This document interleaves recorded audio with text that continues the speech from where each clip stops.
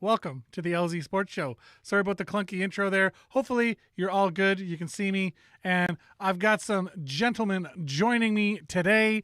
Before we get to that, I will remind you, follow us on all the social medias over here in my little black box to the left. Facebook, Twitter, Instagram, YouTube, Twitch.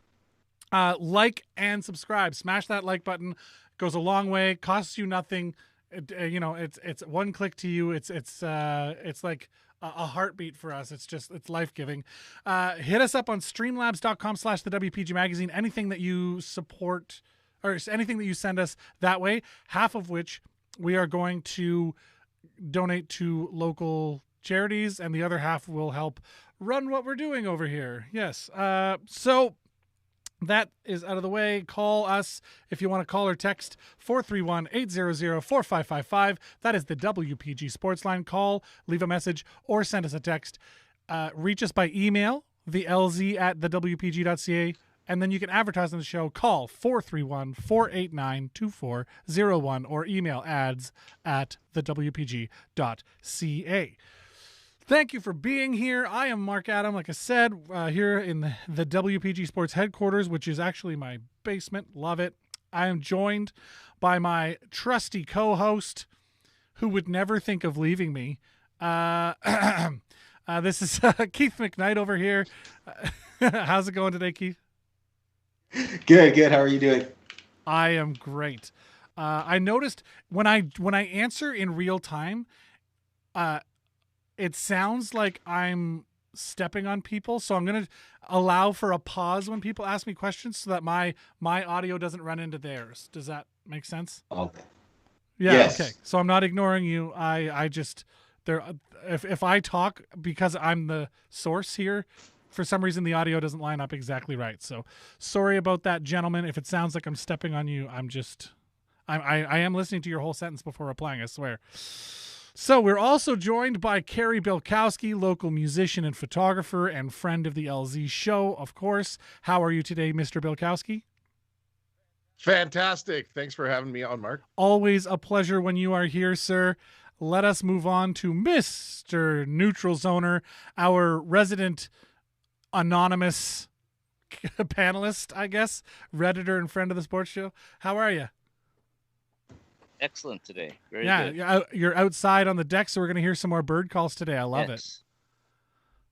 Yeah, you might. I heard there's a few just hovering around my deck right here. Amazing. Well, we've got the entire squad together here. All of us, boom, right there in the quad box. But before we get talking, why don't we have a look at the stats themselves? I'll bring them up on the screen for those watching. For those on the audio podcast, I will read it out for you because it is my pleasure to do so today. 5-4, the win for the Jets. 37 shots for the Jets to the Oilers' amazing 48, which, man, what a game. 63% in the faceoff circle went the Jets versus the Oilers' 37%. 2 for 3 on the power play, where the Oilers went 1 for 3. 6 penalty minutes each, so another very, very low penalty game. Typical playoffs, I suppose, but there hasn't been that nastiness in this series, even though 47 hits for the Jets last night and the Oilers managing 32 of those as well. But it hasn't, like I said, it hasn't been a really dirty series this far. It's been like fast-paced, crunch, just keep moving. And that's how both of these teams play. You have to imagine the Oilers want to switch something up there. Looking at the score sheet real quick, Nikolai Ehlers coming out of retirement or whatever the heck he was doing over there for a couple of games. Two goals. Morrissey 2 points on the night with a goal and an assist. Big Captain Wheeler potting one, and of course Frenchie, Mr. Matt Perreault, he's got a goal. I mean, amongst the other point getters for the Jets, where it was Neil Pionk had an assist, Mark Scheifele had an assist, Adam Lowry had an assist, but Duber had 2, so that's nice. I didn't think he had a great game, but still manages to get 2 assists. That's what happens when you grind enough. Next game is tonight, May 24th. Still in Winnipeg here, so that'll be game 4, and it could be the last game of the series. Hellebuyck, 44 saves out of 48 shots and .917 save percentage, and .865 save percentage for Mike Smith, 32 saves on 37 shots. Gentlemen, what the heck? That was something. Before we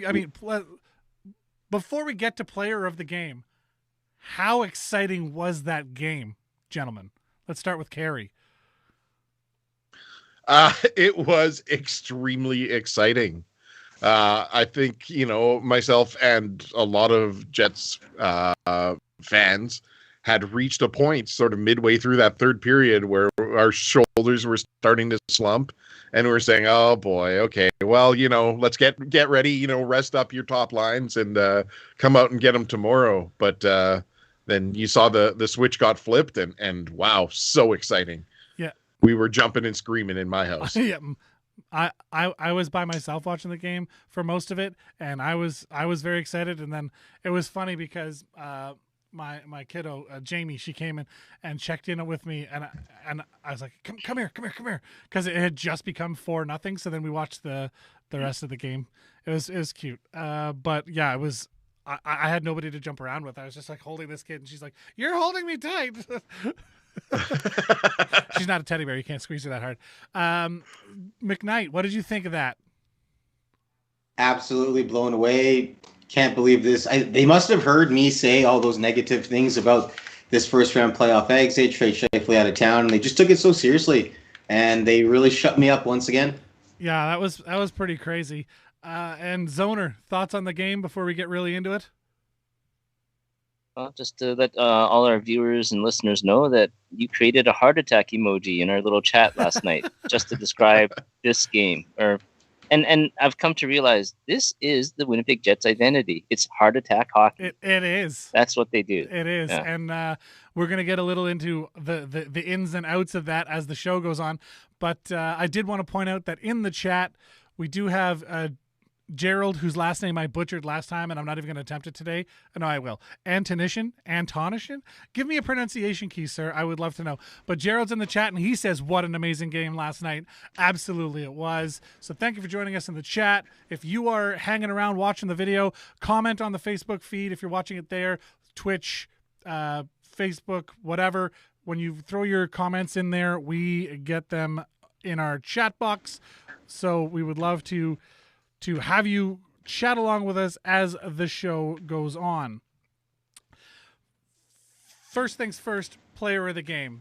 There's no shortage of options to choose from, gentlemen. Let's start with Keith McKnight over here, and we'll get his thoughts on player of the game. I'm going to go with Josh Morrissey. It's nice to see that he finally finding his rhythm again. Nice to see him really produce something in a playoff game for this Winnipeg Jets team, especially with having the A on his jersey. Probably feels a lot of pressure himself. So I'm sure that he probably took a lot of stress off of him with his production yesterday. Yeah. Yep. I agree. Sorry, I got to remember to pause my answers because my thing steps on yours. Sorry about that, gentlemen. So, Mr. Bilkowski, thoughts?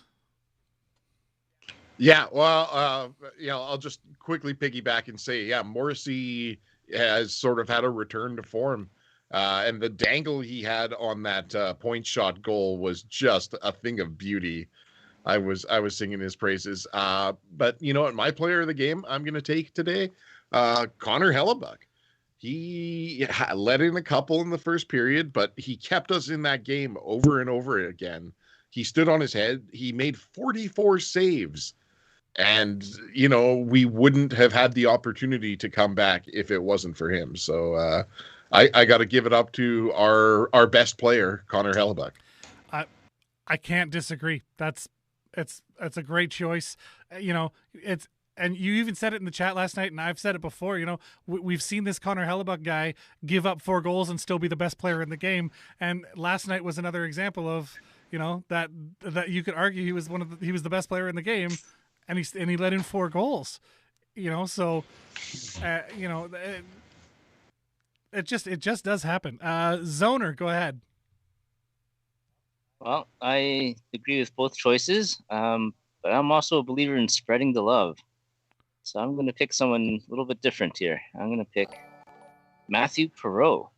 Oh, yes. And maybe this is an odd choice for a guy who only played 9 minutes and 41 seconds, but he scored a goal and he created the Jets' first goal.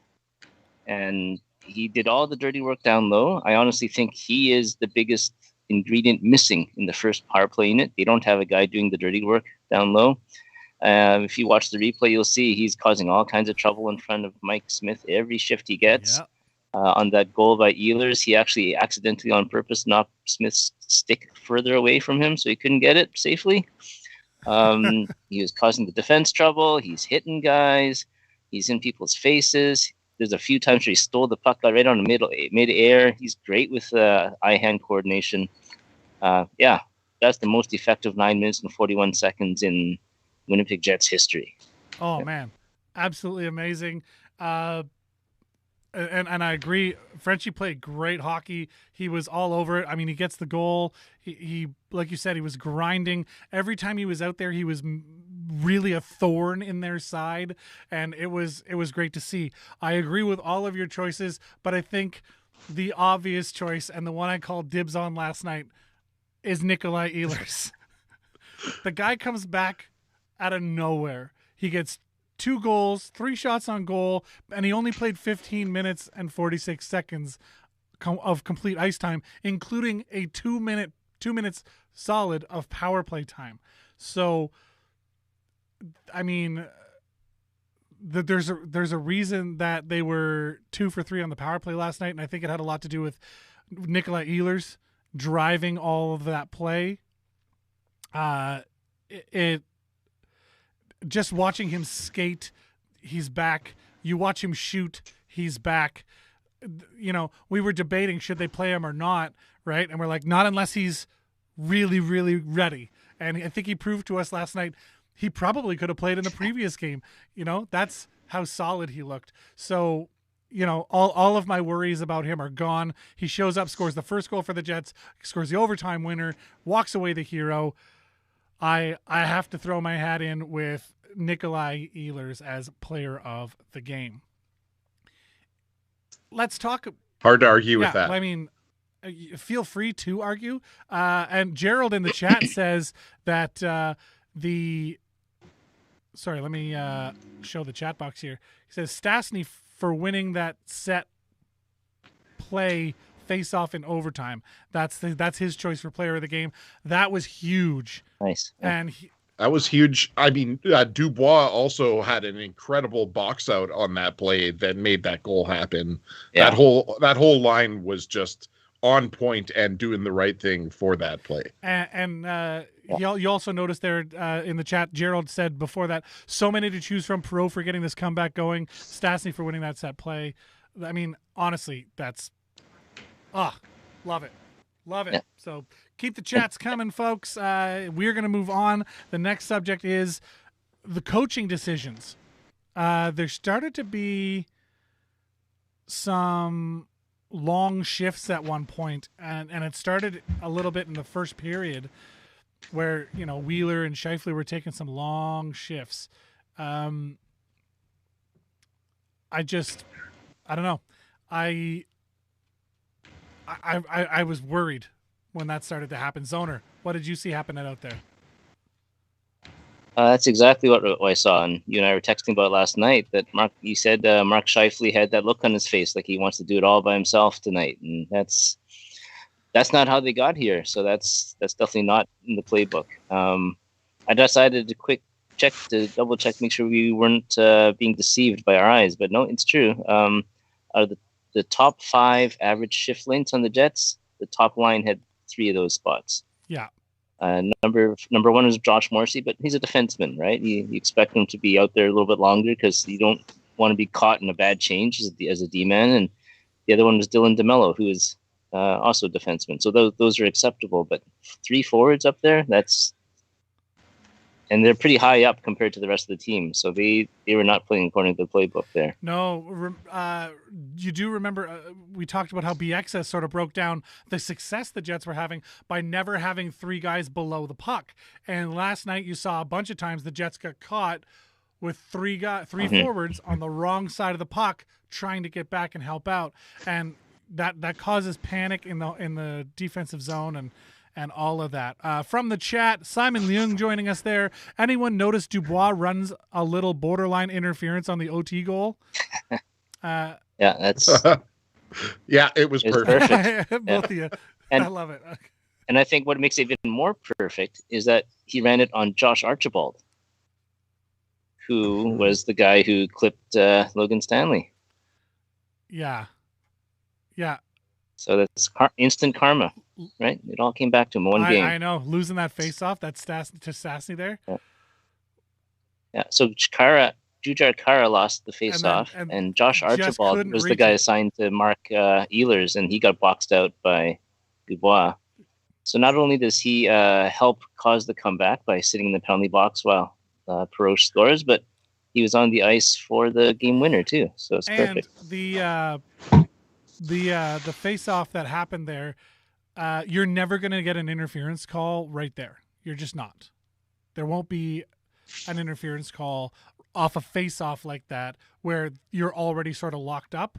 So you get away with that extra, maybe even 2 full seconds of interference, holding, whatever, because it was off the face-off. Had that happened during any regular course of play, had that puck come to the point and Archibald tried to step around and Dubois got in the way like that, that would have 100% been an interference call, but you're never going to see that one called right there.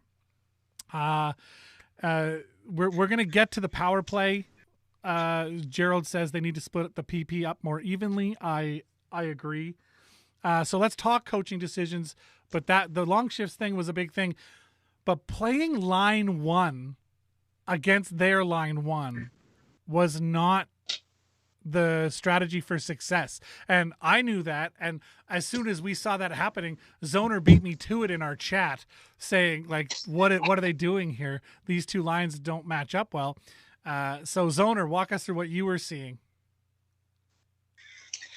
I see Connor McDavid's eyes light up every time he's up against line one.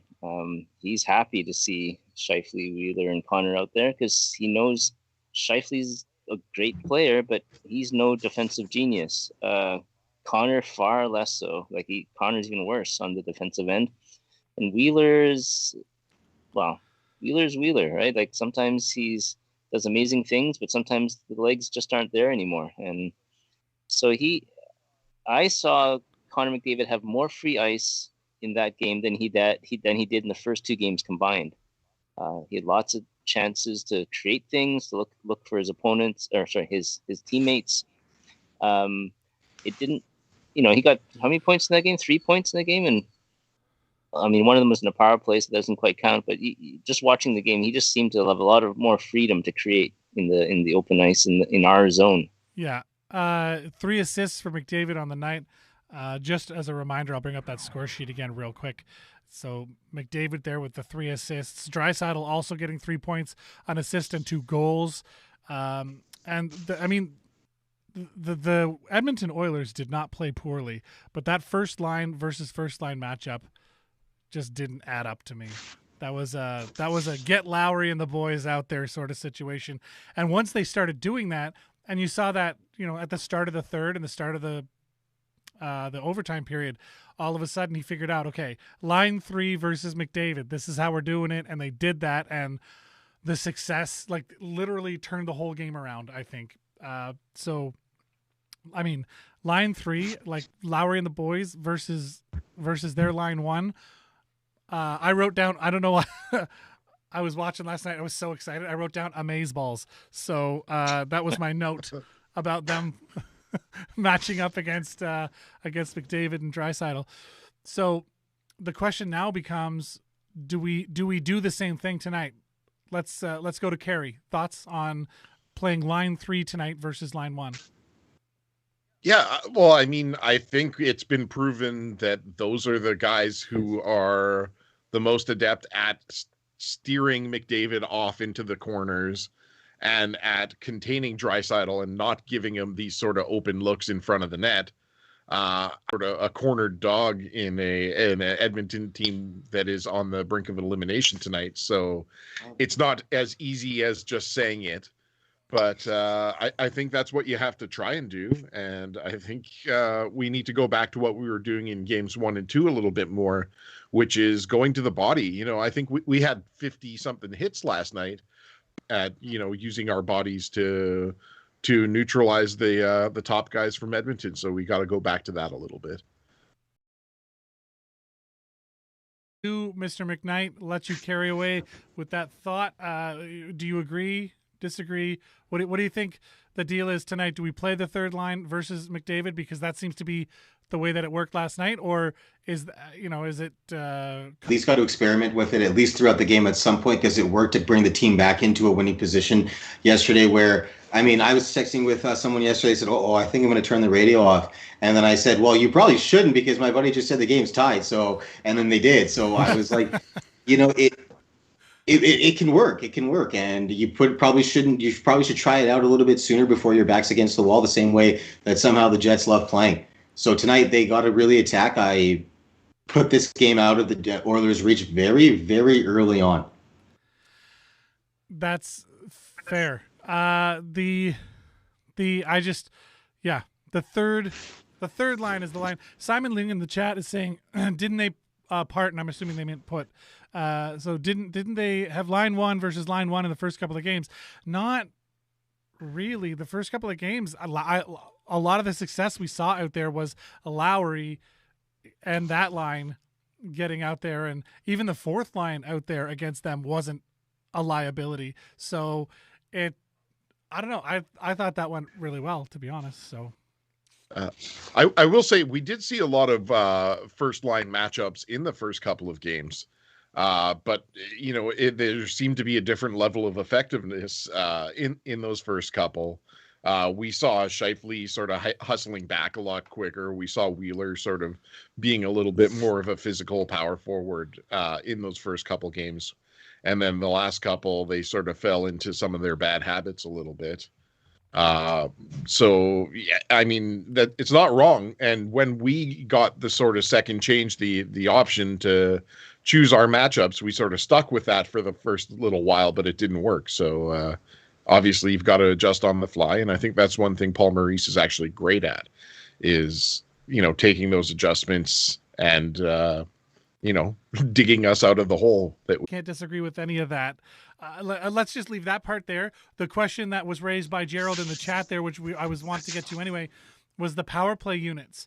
Last night you were noticing zoner. Throughout the year, I've been a huge fan of power play too. I've always wished that their time, most of it, instead of the other way around, all year long, and especially last night was a good example that power play 1, they're a little bit too static. And I've always said that on the power play, you got to do at least one of two things, right? Move the puck quickly or move your feet. Be both. So that, yes, you have a man advantage, but don't just stand there, right? And don't just like slowly think about where you're going to put the puck.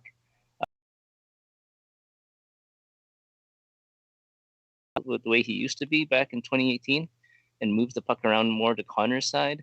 But last night, they reverted back to some bad habits. And power play 2, you'll see they've got Pionk, they've got Ehlers moving their feet, they've got Perreault causing havoc in front of the net. It's a lot more fluid and dynamic. Power play 1, it's like 5 statues that slowly move, and they're expecting Stastny to cause trouble in front. Like that's not really his game. You know, he's definitely, he will try to do it because he is a great team player and a savvy one at that, but that's not his strength, right? And it'd probably be better with someone like Perreault or Lowry just standing in front of the net in power play 1 rather than Stastny. So yeah, I'm all for PP2 getting the bulk of the time. I have to agree with you. I think that's that, especially after you saw what happened last night, Nikolai Ehlers being the driving force on that power play 2. I think they should be flipped. I think PP2 should be PP1 and off we go. Right. So that's, the argument over the course of the year was which of the units was better, and playing one for a minute and a half and the other one for only 30 seconds doesn't give them an equal opportunity. And you really should, I think. Or at least or flip them first. I did look something up on that too. Is that when Wheeler was off, like in his injury, the power play was working at a 33% rate, which is huge. Like that would have been number one if they could have sustained that year long.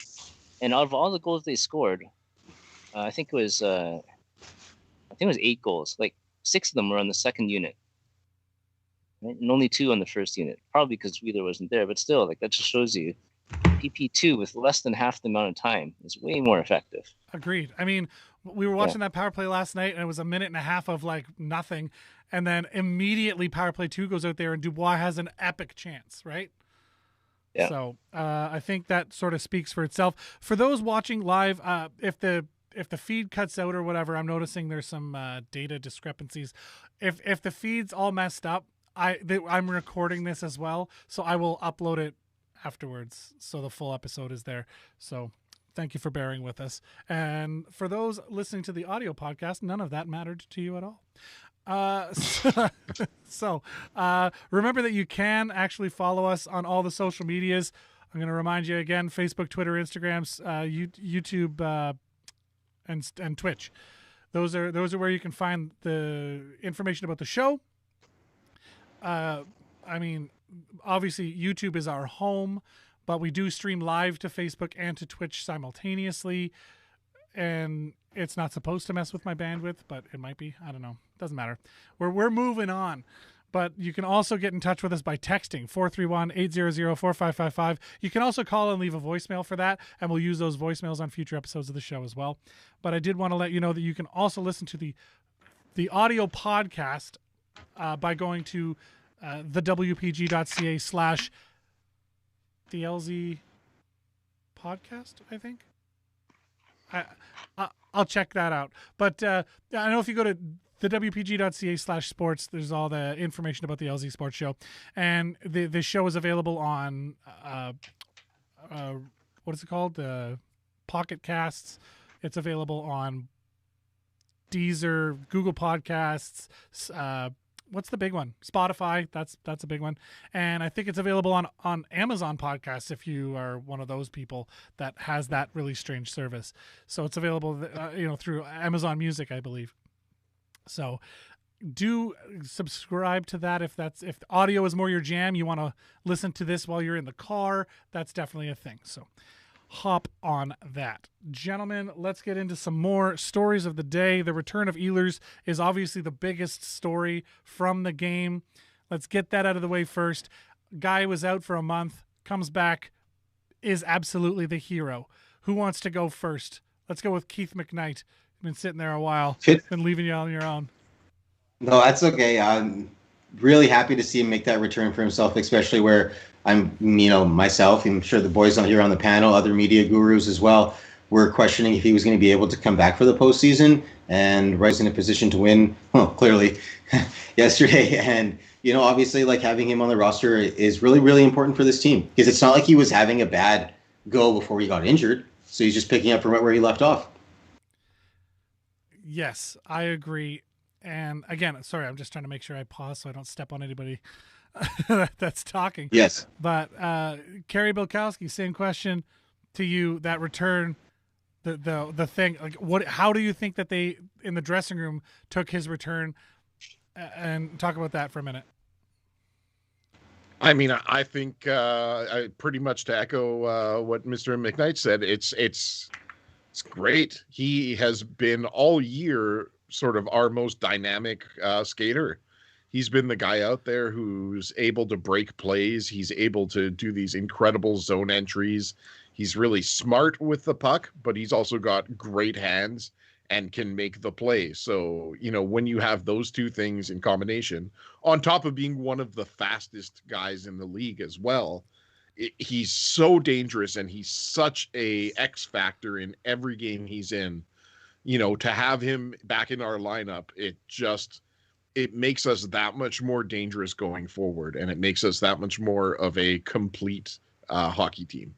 So yeah, thrilled about it. Couldn't be happier. Not at all surprised to see that he was the difference in the game yesterday either, because he is that kind of player. Zoner, I just want to throw it to you. Do you have any sort of alternative views on this? I know you were really sad that Dom Tomato got the pull in order to slide Ehlers back into the lineup. What did you think of Ehlers' return?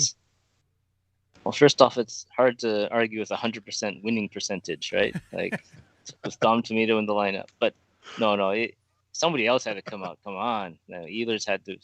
The way he played last night, Ehlers is unbelievable. He created so much for his teammates as well, not just the laser point shooting, but he set up Dubois in front of the net with a beautiful chance for a tip in. He set him up later in the power play for a chance right in front. I did look up something, and I thought Keith might appreciate the numerology here, is that the first period, Ehlers actually didn't play much because there's so much penalty kill time, right, when the Jets got into penalty trouble. So he only played 2 minutes and 57 seconds in the first period, which is 3 seconds short of 3 minutes.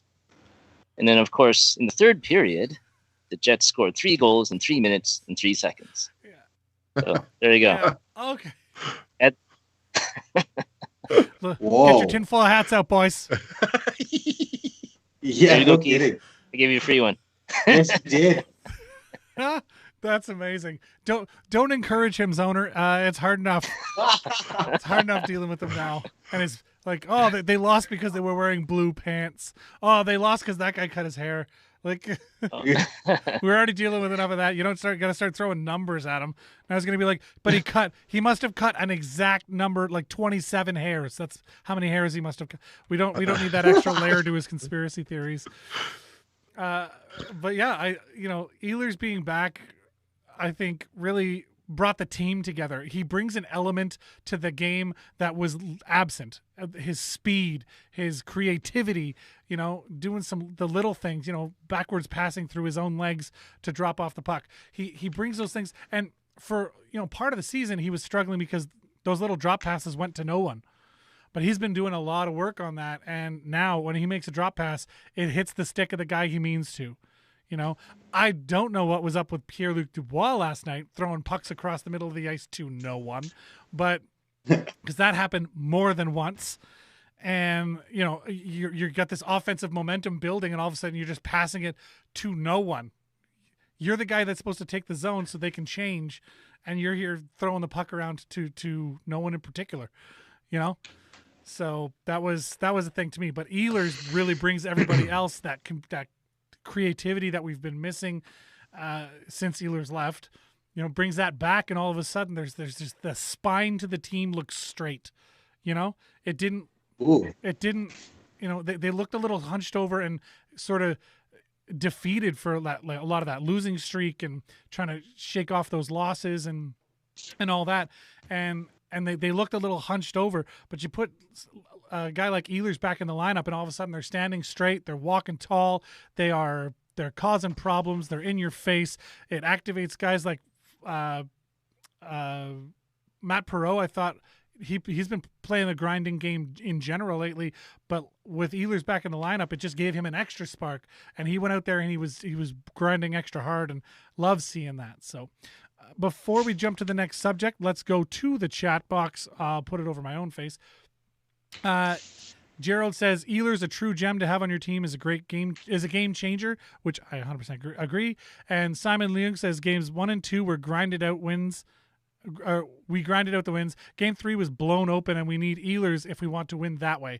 I agree. Had that wide open style have happened without Ehlers in the lineup, could they have survived the onslaught? Because I feel the answer is no. What do you think, McKnight? I agree with you with that one there. Yeah, no, I think the answer is no as well. Bukowski?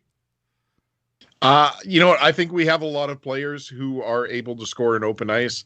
I think we've seen Kyle Connor and Mason Appleton. We've seen Blake Wheeler with great hands as well. But I mean, Nick Ehlers is the best at that.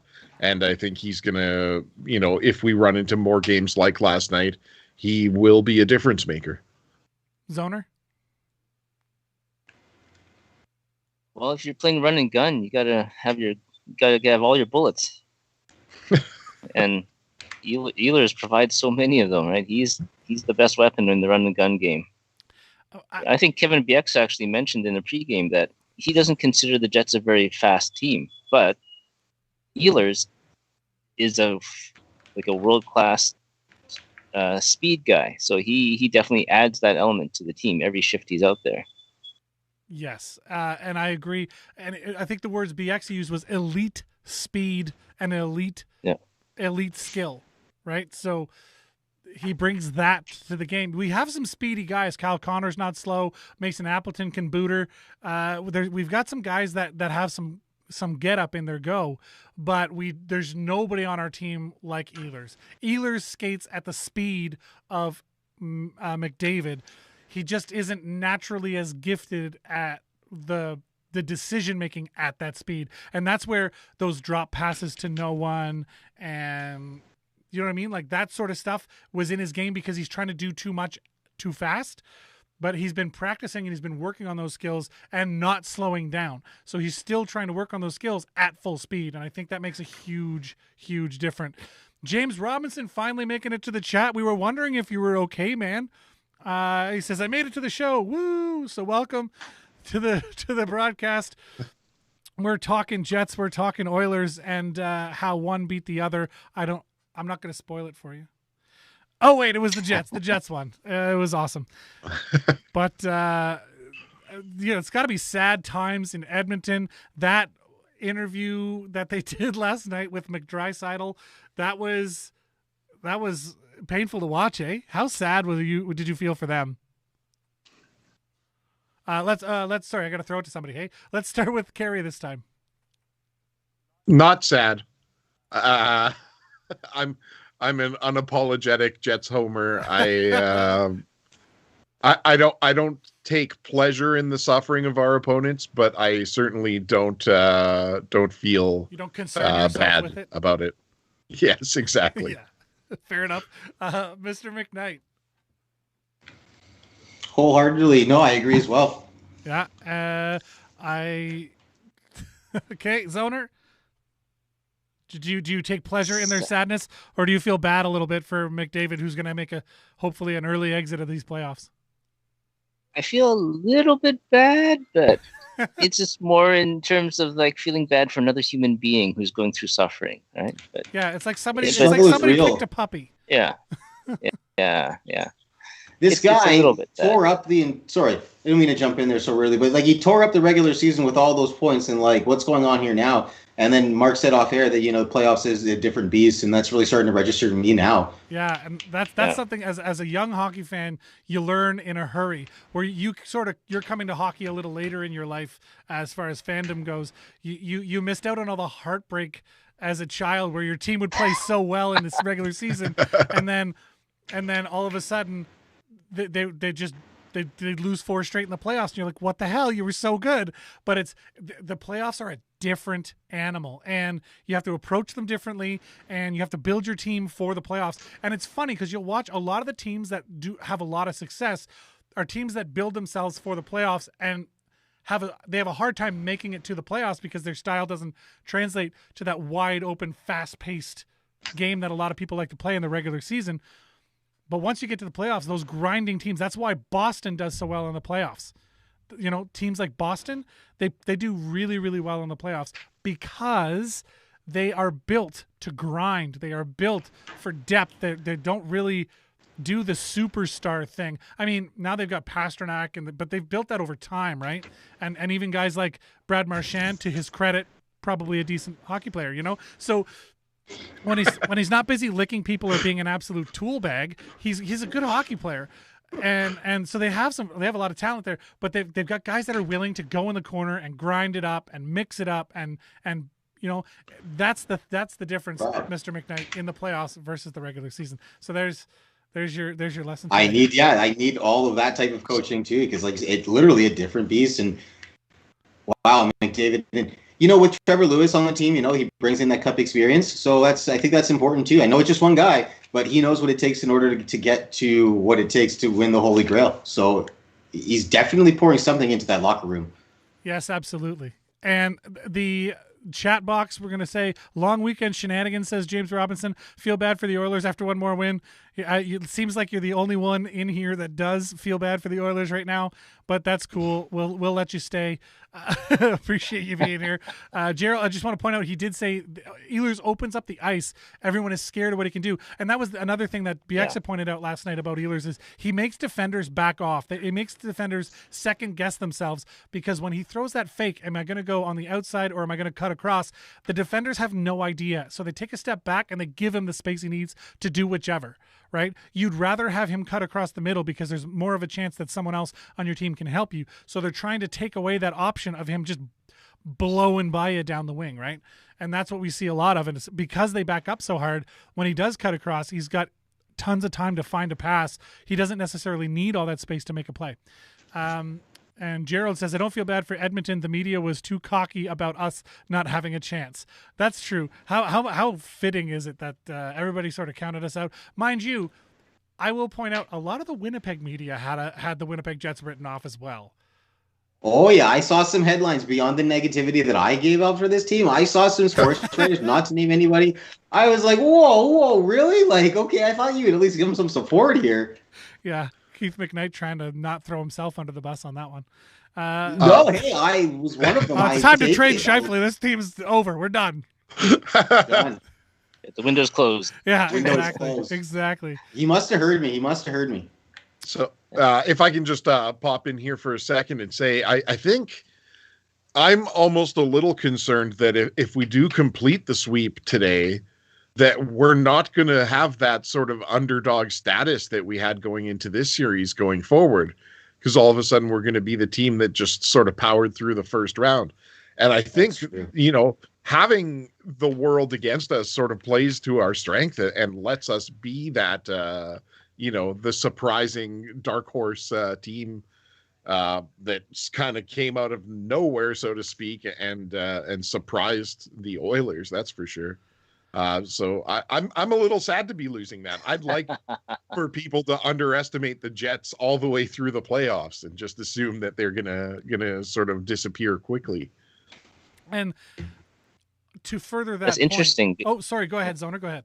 I was going to say it's interesting because the last time I remember the Jets being favored was probably in that series against Vegas, right, where they had just beat Nashville, and everyone thought, okay, this is the team of destiny, right? And then they ran into that juggernaut of Vegas Golden Knights. I want to say that Keith McKnight put the curse on them on that season.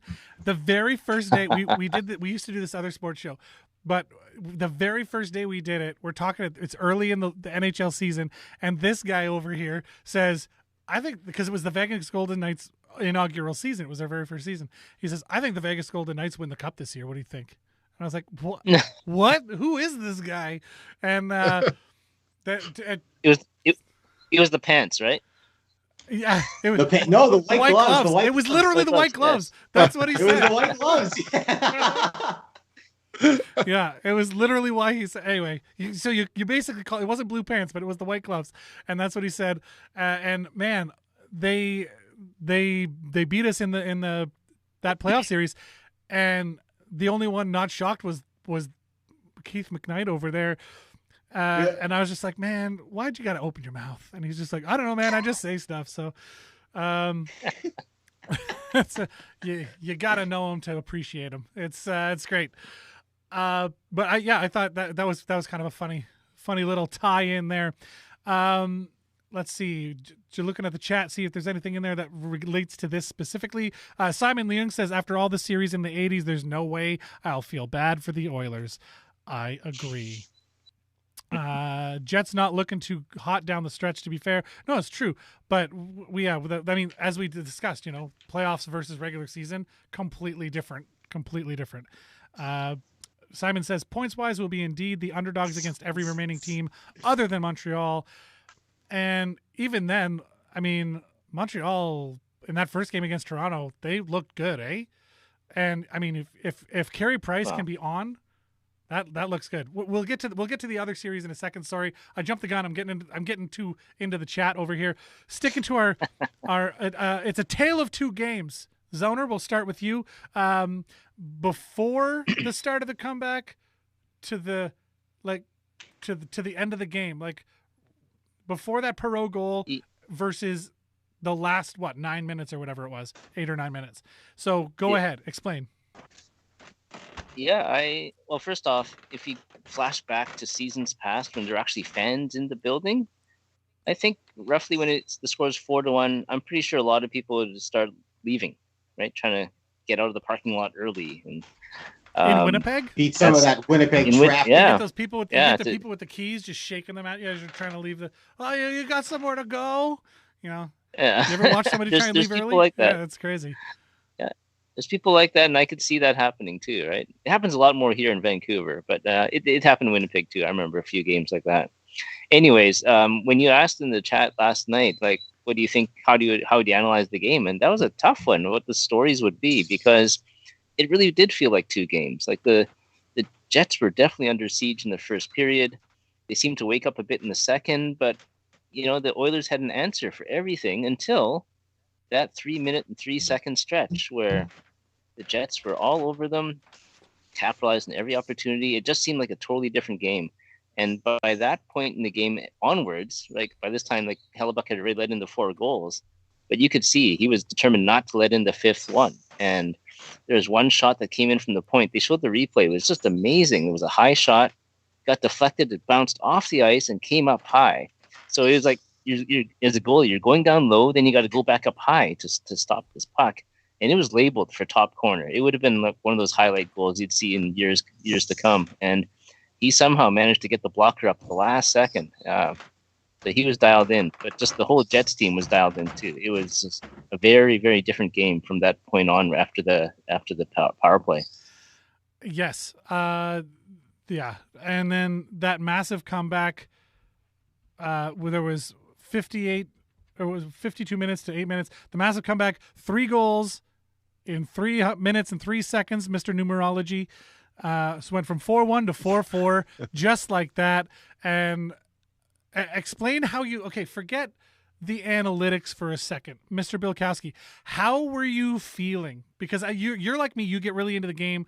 You're always like, oh man, my blood pressure's so high. I had to create a heart attack emoji just to sort of explain myself in the group chat.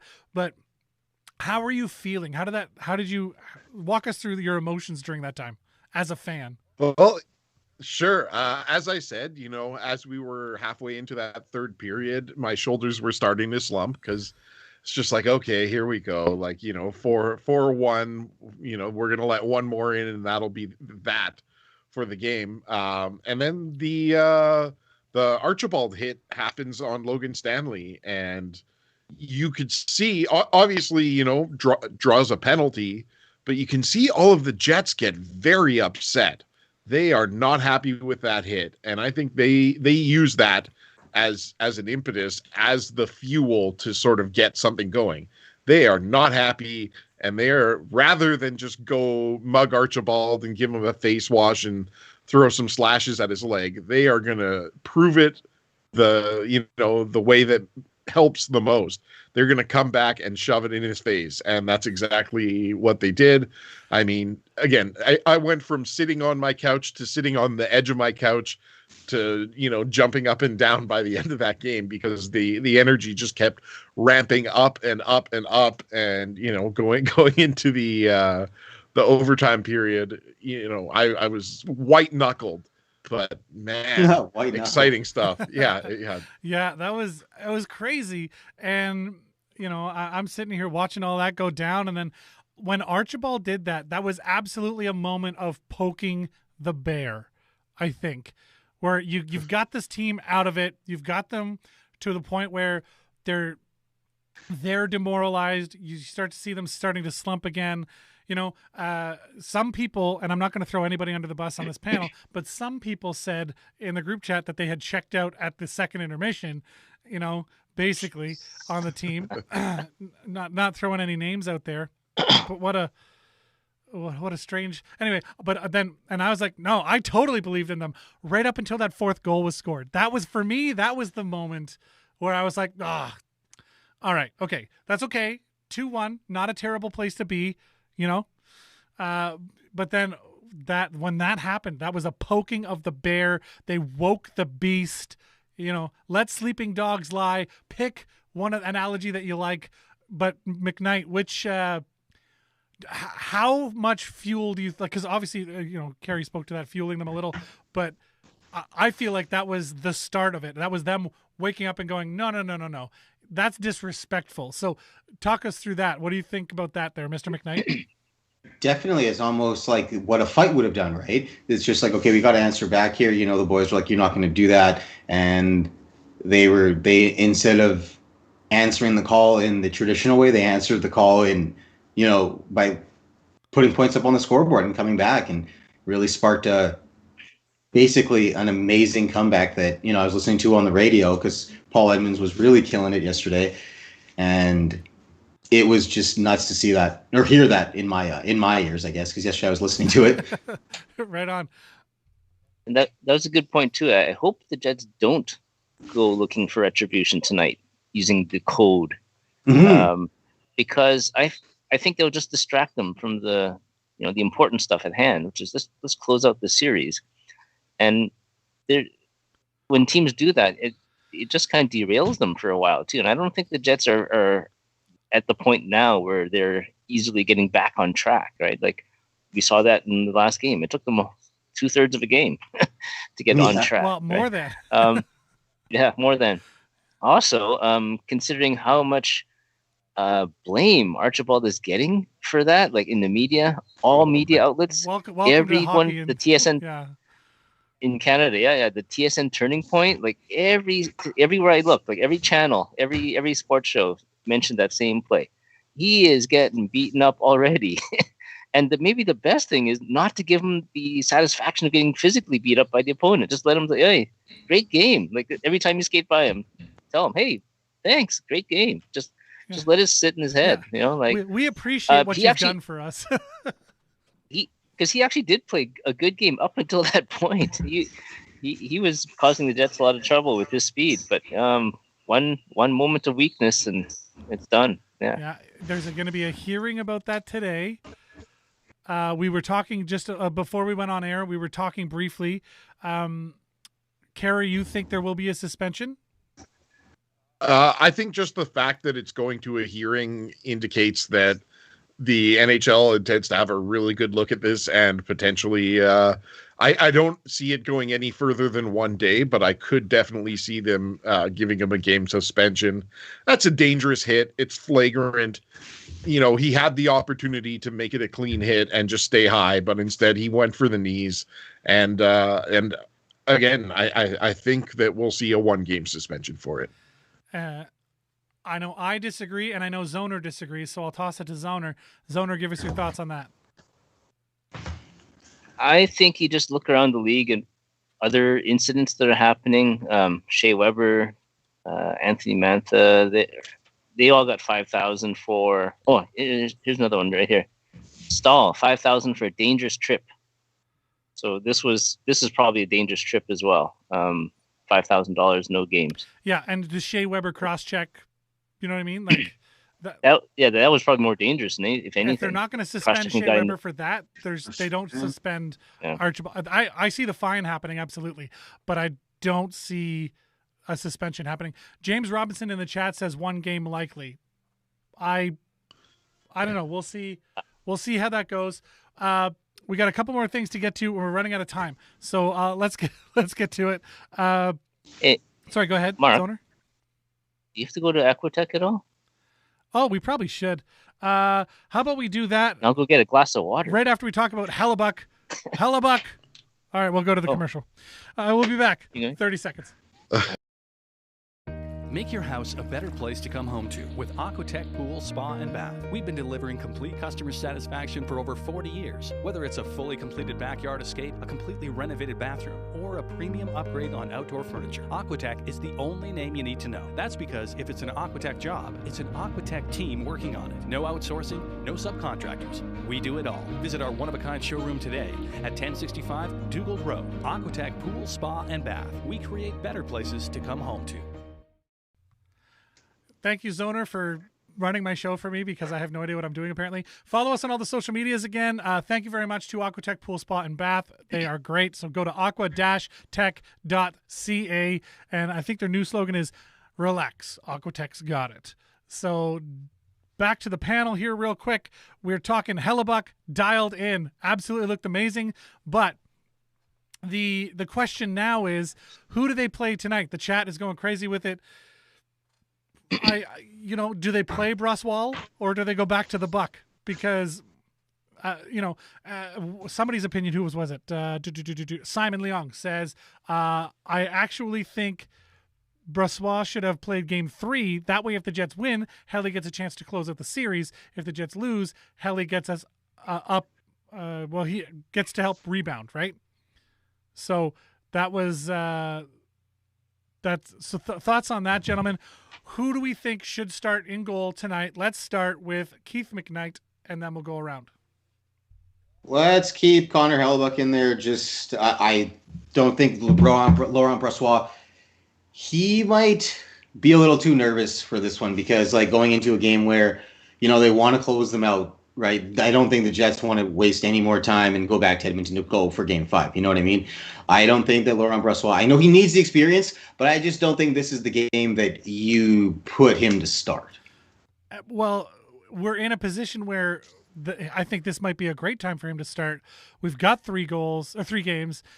Give Helly that night, right? Because 1, you need him in the next series. 2, you need him in the next game if we lose it. So I think that Brossois has proven that he is a very capable, very competent backup goaltender who he's reliable and just as efficient as and maybe a better puck handler.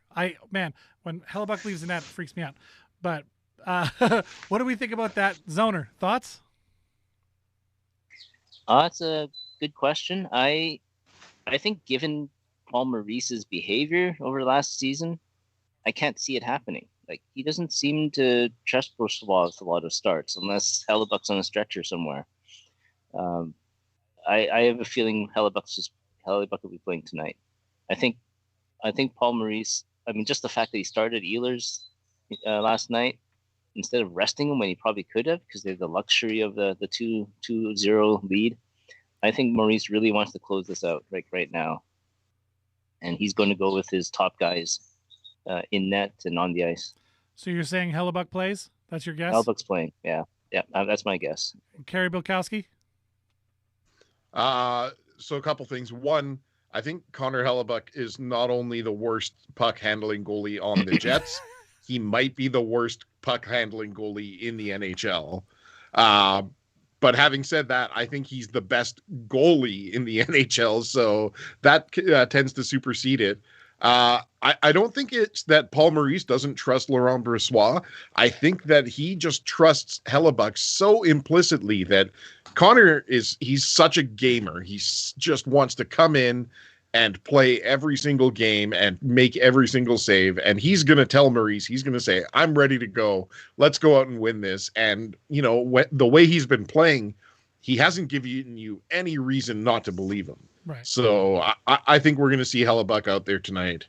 And I think we're going to see him standing on his head and playing Connor Hellebuyck hockey. And hopefully not handling the puck like Connor Hellebuyck. In the chat, James Robinson is asking if it's possible, or is injury possibly a risk if Helly plays back-to-back? I would say yes, it's possible, but it's highly unlikely. And Hellebuyck hasn't played a back-to-back game since like March of 2020 or something like that. So, I would like to see Brossois out there. I think it's not as easy as all that because the playoffs and the regular season are, again, different beasts. But I just don't see them playing Hellebuyck back to back. I don't know. Have you ever seen Connor Hellebuyck look tired? It's a very rare thing. He is just a ball of energy always. The only time I can think is like during the slump where he, maybe not physically, but sort of mentally, like he was making mistakes here and there. And that's when I thought he needs a break. But it's playoffs, right? Mentally, if you're not dialed in for playoffs, you don't belong in the league. Right. And so James Robinson in the chat says, Helly stop puck. Helly no play puck. So that's yeah. Pretty much. Yeah, he shouldn't want to. With the lack of success that we've had with him coming out of the net to get dump ins and stuff like that. Let him stay in the net. Let him stay in the net. Let the puck go around. The defense can deal with that, right? The difference being Mike Smith is probably one of the best puck handling goaltenders in the league. Absolutely. And he is killing us with those dump-ins and stopping those, and the way he plays the puck up, he can pass the puck, hit people with two-line passes that go straight into the net. I will say, sort of in response to that, we did see a point last night where he went behind the net to play a puck, and you had Pierre-Luc Dubois streaking in and went after the puck, and they had a little collision. And I mean, Smith was definitely not happy about it after the fact, but that's the danger in being a really active goalie and getting out there is, all of a sudden you become just part of the play, and Dubois has every right to that puck that you do. So, when you've got a 200 and some odd pound, power forward coming at you, puts you in danger as a goalie. That's for sure. Right. And listen, we are running out of time. We're way over time already. But let's talk real quick. Let's show the playoff stats real quick before we get out of here. Here's the scoreboard. You'll see Colorado having actually advanced, and Boston as well. 4-0 for Colorado, 4-1 for Boston, which I honestly didn't expect that series to go so quick. Pittsburgh tied 2-2 with the Islanders. Vegas up 3-1 on Minnesota, has a chance to close that out. I believe tonight they play.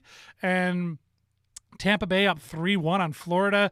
I expected that to be a tighter series, but Tampa Bay, they're a powerful team. And again, playoffs being a different beast than the regular season, this is sort of where we're at. Carolina tied with Nashville after 2 grinding wins by Nashville in Nashville. After Carolina took both games pretty easily in Carolina, it did not come so easy in Nashville. The Preds taking those 2 games in overtime both times. So rough go there. Montreal and Toronto split 1 apiece. And obviously we know where Winnipeg's at vis-a-vis the Edmonton Oilers. This is where the bracket sort of plays out. So Boston advancing, Colorado advancing, no other movement as of yet. However, Vegas has a chance to close out Minnesota, and tonight Winnipeg can end things against Edmonton. That is the entire look at it. Thank you so much to everybody that was here with us today, everybody that was in the chat. We thank you so much for joining us and chatting along. It makes it a lot more fun, a lot more engaging for us, and we hope that you enjoy it too. We will be back tomorrow morning at 11 a.m. I want to remind you, follow us on all them socials media. We would greatly appreciate that. I turned on the wrong thing, so give me a second. It'll work. There it goes. So the WPG Magazine is on Facebook, Twitter, Instagram, YouTube, Twitch, all of that. Give us a call or a text, 431-800-4555. Would love to have some conversations with you. We'll see you guys tomorrow, a.k.a. next time, in the LZ.